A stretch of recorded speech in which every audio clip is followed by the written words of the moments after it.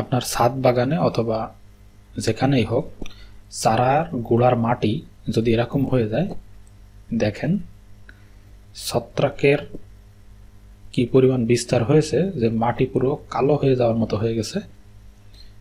এটাকে যদি এরকম হয় তাহলে বুঝবেন আপনার মাটিতে ছত্রাকের আক্রমণ হয়েছে। অতিরিক্ত ছত্রাকের কারণে মাটির কালার এরকম হয়ে গেছে। শুধু মাটির কালার এরকম হবে না, গাছের পাতাটাও এরকম হয়ে যাবে, পুড়ে যাচ্ছে এবং হলুদ তো আছেই। তো এ থেকে পরিত্রাণের উপায় আমি আপনাকে দেখাচ্ছি। এছাড়া আগে বলে নেই এটা কোন কারণে আমাদের হয়েছে।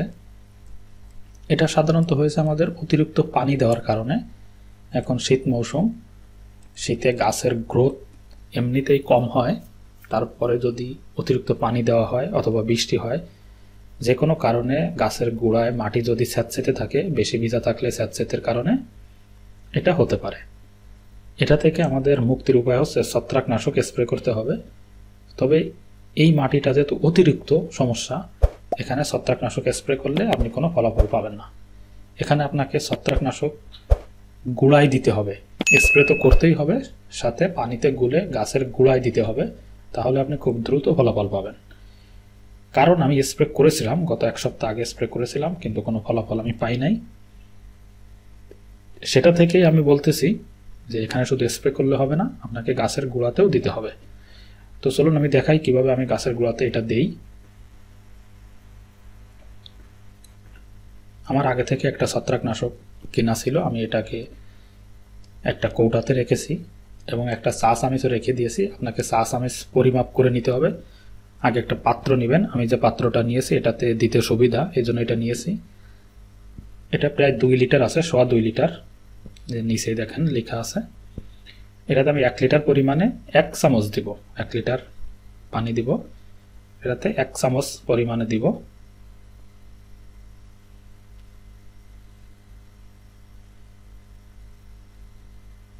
এরকম 1 চামচ পরিমাণে দিব, দিয়ে পরিমাণে 1 লিটারের মতোই পানি দিব। যেহেতু এটা আমার পরিমাপ করার কিছু নাই, আপনি অর্ধেকটা পরিমাণে আমি দিব।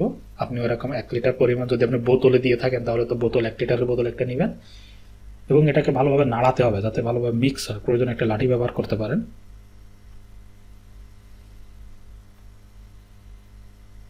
এরপর আপনাকে এটাকে গাছের গোড়ায় প্রয়োগ করতে হবে। গাছের পাতাতে, গাছের মূলে, কাণ্ডে পড়লে কোনো সমস্যা নাই, কারণ স্প্রে তো আপনি করবেনই। সাথে অল্প অল্প করে গাছের গোড়াতে এটা দিয়ে দিবেন, কারণ শুধুমাত্র স্প্রেতে ফলাফল পাবেন না, কারণ এটা তো অতিরিক্ত হয়ে গেছে।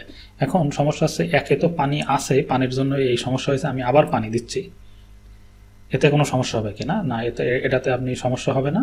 তার কারণ হচ্ছে আগে পানি দেওয়া হয়েছে তো নর্মাল পানি, এই পানিটা অতিরিক্ত জমে গেছে এই কারণে। এখন তো আমরা দিচ্ছি ছত্রাকনাশক মিশিয়ে, তার মানে আগে যে ছত্রাকের বা ফাঙ্গাসের আক্রমণ হয়েছে ওইটাই এখন এইটা দেওয়ার কারণে ভালো হয়ে যাবে। তবে এটা ছাড়া আর অতিরিক্ত পানি কিন্তু দেওয়া যাবে না। অতিরিক্ত পানি দিলে তো আবার সেই আগের সমস্যায় আক্রমণ হবে। যেহেতু এখন শীতের সময়, আজ 2 দিন আকাশে রৌদ্র নাই, এই জন্য মিনিমাম 1 সপ্তাহ আপনি গাছের গোড়াতে পানিই দিবেন না। এভাবে শুধু 3 থেকে 4 দিন পর পর আপনি ছত্রাকনাশক দিবেন, অল্প পরিমাণে, আবার বেশি দেওয়া যাবে না। আমার সাধারণত 1 সপ্তাহ পরেই দেওয়ার কথা ছিল, কারণ আমি গত 1 সপ্তাহ আগে দিয়েছিলাম, কিন্তু এটা যেহেতু অতিরিক্ত, গাছেরই অবস্থা খারাপ হয়ে যাচ্ছে, এই জন্য 3 থেকে 4 দিন পর পরে আমি দিব। আপনাদের এরকম যদি হয়ে থাকে এরকমই দিবেন, কারণ গাছ তো আগে বাঁচানো প্রয়োজন। আপনাকে নিয়ম মেনটেন করে যেটা করতে হবে সেটা তো সামান্য পরিমাণ সমস্যা হওয়ার কারণে, কিন্তু আমাদের তো অতিরিক্ত, এই জন্য আমাদের 3 থেকে 4 দিন পর পর এটা দিতে হবে এবং সাথে স্প্রে করতে পারলেও ভালো।